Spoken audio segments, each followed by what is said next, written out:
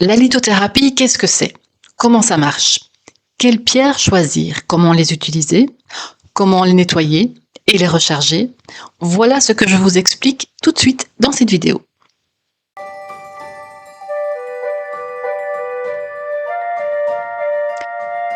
La lithothérapie, c'est bien sûr la thérapie par les pierres. Les pierres sont des remèdes énergétiques. Chaque pierre dégage une énergie bien particulière. Vous aussi, vous dégagez une énergie bien précise. Chaque personne a son énergie propre. Cette énergie correspond à votre état émotionnel, à vos blessures, à vos croyances. C'est en fait la somme de votre vécu qui crée votre énergie et qui attire inconsciemment tout ce qui lui correspond. C'est ce que vous êtes aujourd'hui, maintenant, à l'instant T. Et bien sûr, ça bouge tout le temps. L'énergie est vivante, elle bouge. Et c'est ce qui fait que vous allez être attiré par certaines personnes, par certains objets ou par certains lieux qui vibrent sur la même fréquence que vous. Votre énergie, c'est 1 million d'informations que vous envoyez à l'univers et auxquelles celui-ci réagit. Alors, quand ça ne vous convient pas, quand cette énergie crée des problèmes, attire des situations désagréables, que ce soit dans le relationnel, que ce soit des problèmes de santé ou autres, eh bien, vous pouvez changer cette énergie que vous dégagez. Comment changer cette énergie si vous n'attirez pas ce que vous voulez? Une première façon de le faire, c'est en travaillant sur vous via la thérapie, via le développement personnel. Au fur et à mesure que vous allez guérir vos blessures émotionnelles, que vous changez vos croyances, votre énergie va changer. Et donc, le message que vous envoyez aux autres change. Et donc, les autres changent d'attitude envers vous. Une autre façon, c'est de travailler directement sur votre énergie en la modifiant. Par exemple, en utilisant l'énergie des pierres. Lorsque vous portez une pierre, sa vibration va influencer votre vibration et modifier votre énergie. Quand vous êtes sensible aux énergies, vous prenez une pierre, vous la prenez en main et directement vous allez sentir quelque chose. Ça peut être super agréable, ça peut être apaisant, ça peut être dynamisant. Suivant que cette pierre vous corresponde ou pas, vous allez sentir quelque chose qui vous fait du bien ou au contraire, vous aurez envie de la poser, elle ne vous conviendra pas. Étant donné que votre énergie est directement corrélée à vos émotions et à votre état de santé, les pierres vont vous aider à mieux gérer et à guérir vos émotions, mais aussi à améliorer votre état de santé. Elles vont aussi agir sur vos schémas mentaux, sur vos pensées, parce que les pensées sont aussi de l'énergie, c'est de l'information, une pensée. Alors évidemment, ça ne dispense pas de consulter votre médecin. Vous avez mal à la tête, vous portez une améthyste et hop, le mal de tête s'en va, c'est génial, c'est magique. Mais évidemment, si vous avez mal à la tête tous les jours, il vaut peut-être mieux quand même consulter votre médecin pour voir s'il n'y a pas un problème derrière. Et dans tous les cas, si vous avez une maladie chronique, si vous avez quelque chose d'important, quelque chose de grave, évidemment, vous prenez votre traitement, la pierre va être un adjuvant, elle va vous aider, mais ça ne remplace pas un médicament, on est bien d'accord. On peut trouver les pierres sous différentes formes. Alors, on les trouve à l'état brut, les géodes, les druses, ça c'est vraiment les pierres comme on va les trouver directement dans la nature. Et puis, ces pierres vont être travaillées. Alors, on va polir certaines pierres, comme celle-ci par exemple. J'ai là une labradorite qui est polie d'un côté et qui est brute de l'autre côté. Pareil pour l'œil du tigre qui est ici. La polir, ça sert simplement à ce que ce soit plus joli. C'est aussi utile pour pouvoir les prendre en main, pour les toucher. C'est plus doux parce que les pierres brutes, ça râpe un peu, ça peut même couper. Donc pour les pierres à toucher, comme celle-ci, c'est mieux qu'elles soient bien polies, c'est beaucoup plus agréable, on peut les mettre dans sa poche et les toucher quand on a envie. On va aussi avec les pierres polies faire des perles pour faire des bracelets, faire des colliers ou encore des médaillons. On peut faire des bagues aussi. Alors on peut avoir des bagues toutes simples comme celle-ci. Et on peut aussi avoir des bagues comme celle-ci, un petit peu plus travaillées, avec différentes pierres. Alors, pour vous montrer, j'ai regroupé un petit peu. Ici, on a une ruse de quartz blanc. Et là, on a un bracelet qui est en pierre polie, évidemment. Ce sont des petites perles de quartz blanc. C'est exactement la même pierre. Là, on l'a taillée. Et ici, on l'a encore en petite pierre à mettre au cou, en pendentif. Et à côté de ça, on a des choses un petit peu plus travaillées, comme ces petits pendentifs qui sont ornementés avec les arbres, les arbres de vie, c'est très joli. On a l'améthyste ici, c'est une belle druse d'améthyste. On a le bracelet en pierre polie et les boucles d'oreilles qui sont montées sur du métal travaillé. On a ici une géode de Célestine. On a ici un quartz rose. Là, il y en a une belle pièce déjà de quartz rose. Et là, un plus petit qui a déjà pas mal souffert. On voit que les coins sont un petit peu noirs. Quand les pierres travaillent, elles noircissent. Et là, on les a, c'est exactement la même. En fait, c'est du quartz rose aussi, mais ce sont des pierres à toucher qui sont simplement polies. Et on les a aussi en bracelet. Donc là, ce sont des petites perles comme ça. Alors ici, c'est du 6 mm. Ça existe aussi en 8, en 10 mm ou plus fine. On a un petit peu tous les calibres. Comment utiliser ces pierres? Alors, on a ces pierres polies qui peuvent être portées en bijoux, tout simplement. Le plus efficace, c'est de les avoir vraiment contre la peau. Donc, l'idéal, c'est soit d'avoir une pierre à toucher que vous allez mettre dans votre poche et toucher régulièrement, soit un bracelet ou un collier en pierre toute simple, qui vont être en contact tout le temps avec votre peau. Ça, c'est le plus efficace. Vous pouvez aussi les porter dans des bijoux un petit peu plus travaillés, mais elles vont être moins en contact avec vous, mais vous allez quand même sentir l'énergie qui va travailler. Vous pouvez aussi ingérer de l'élixir de pierre.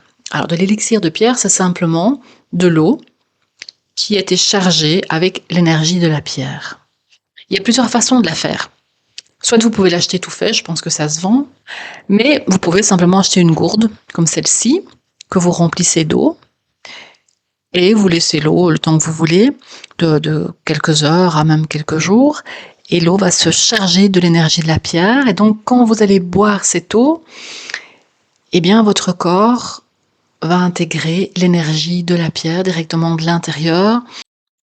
La vibration de la pierre va agir sur vos cellules, sur votre corps. Ça fonctionne exactement comme l'homéopathie ou les fleurs de Bach, c'est vraiment le même principe. Vous pouvez aussi simplement mettre une pierre dans l'eau pour faire l'élixir. On vend aussi des petits tubes à essai avec toutes des petites pierres que vous pouvez mettre dans votre verre d'eau, ça fonctionne aussi.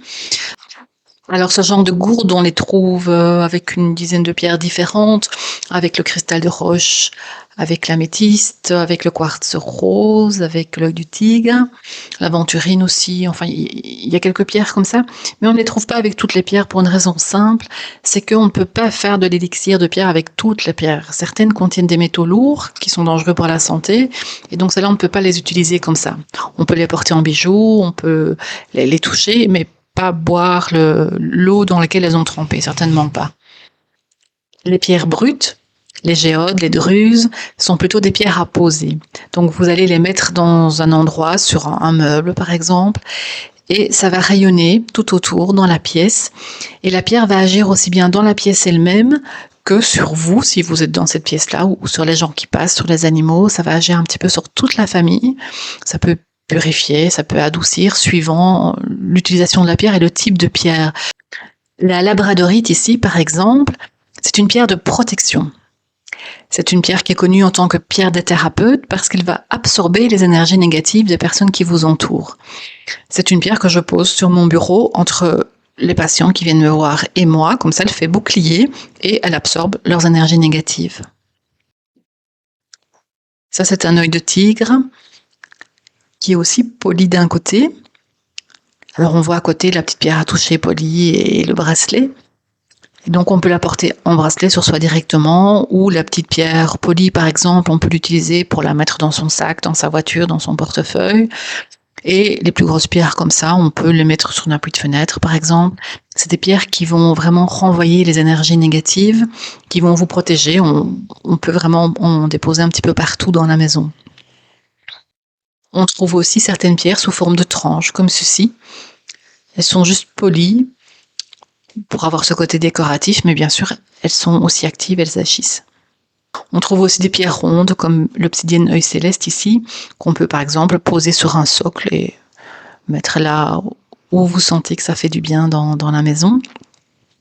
Et puis on trouve aussi ces petites pierres plates, c'est une shungite qui est destinée à être collée en fait sur les téléphones, sur les ordinateurs pour protéger des ondes électromagnétiques. Voilà, on a par exemple ici la larimar, on trouve ici sous forme de bague un petit peu plus travaillée. Là, on l'a sous forme de médaillon et sous forme de petits bracelets baroques. On a aussi ici des pierres de lune, il y a la blanche et il y a la pierre de lune multicolore. Et vous avez ici par exemple la malachite qu'on trouve aussi en petites pierres rondes ou en pierre baroque comme ça. Oui, vraiment toutes les sortes, hein. On peut trouver des pierres facettées comme l'œil du tigre ici, et vraiment les pierres polies rondes comme ça. Il y a vraiment une question de goût, de choix, mais aussi d'efficacité. Évidemment, plus la pierre va être grande, plus elle va agir. Donc au niveau des bracelets ou des colliers, on trouve ces petits bracelets. En général, c'est 6, 8 ou 10 mm. Évidemment, plus les pierres sont grosses et plus elles sont chères. Mais plus elles sont grosses, plus elles vont être actives aussi. Donc, c'est donc une question de choix entre l'esthétique, le prix et la puissance d'action dont vous avez envie. Les pierres rayonnent, mais elles absorbent aussi votre énergie négative et celle de la pièce dans laquelle vous vous trouvez, ou encore celle des personnes que vous croisez. Donc, il faut les nettoyer régulièrement, les décharger et puis les recharger positivement. Sinon, quand elles sont saturées, elles risquent de faire l'inverse, de les faire chercher. C'est un peu comme quand vous faites le ménage, vous nettoyez avec une éponge, et puis au bout d'un moment, si vous ne rincez pas cette éponge, l'éponge va salir au lieu de nettoyer. Donc c'est pareil, la pierre va absorber les énergies négatives, et au bout d'un temps, elle va les régurgiter, ce qui peut expliquer que parfois on est bien avec une pierre, quand on la met, on se sent vraiment bien, on sent qu'elle est apaisante, c'est super chouette, et puis au bout d'un moment, ça fait un peu l'effet inverse, ça ne va plus. Alors ça peut être parce que la pierre ne vous correspond plus, mais ça peut être simplement parce qu'elle est saturée sur le plan énergétique et qu'il faut la décharger, la nettoyer. Comment est-ce qu'on fait pour la nettoyer? Alors il y a plusieurs techniques. Personnellement, je le fais en énergétique avec le Reiki. Évidemment, ça demande d'être initié, de s'y connaître un peu de ce côté-là. Sinon, tout simplement, vous pouvez les faire tremper dans l'eau déminéralisée, salée, pendant une nuit. Et ensuite, vous les mettez au soleil pour les recharger ou au clair de lune suivant les pierres. Attention quand même que cette technique-là ne fonctionne pas avec toutes les pierres. Il y a des pierres qui n'aiment pas le sel, d'autres qui n'aiment pas l'eau. Elles sont plus rares, mais il y en a. Une autre façon de les décharger, c'est de les mettre dans la terre, de quelques jours à quelques semaines, voire quelques mois, si elles sont vraiment très chargées. Et la terre va à la fois les nettoyer, les décharger et les recharger. C'est une autre façon de faire qui est très simple. Et là, je pense que ça correspond à peu près à toutes les pierres. Vous pouvez aussi, et là vous ne prenez pas de risque, c'est les poser sur une fleur de vie. Donc une fleur de vie, c'est ceci, c'est le dessin en fait. Là c'est un petit format, il y en a des plus grands, vous pouvez aussi les faire vous-même, on vend des très jolies plaques dans toutes les matières, dans toutes les couleurs. Et là vous les posez là-dessus, ça va à la fois décharger la pierre et la recharger, parce que la fleur de vie en fait c'est une onde de forme qui va dégager aussi une énergie bien précise, notamment de rééquilibrage, donc nettoyer et recharger. Vous pouvez par exemple avoir une petite fleur de vie comme ça sur votre table de nuit et le soir retirer vos bijoux, les poser dessus, ça fonctionne très bien. Ce qui fonctionne très bien aussi, c'est l'encens.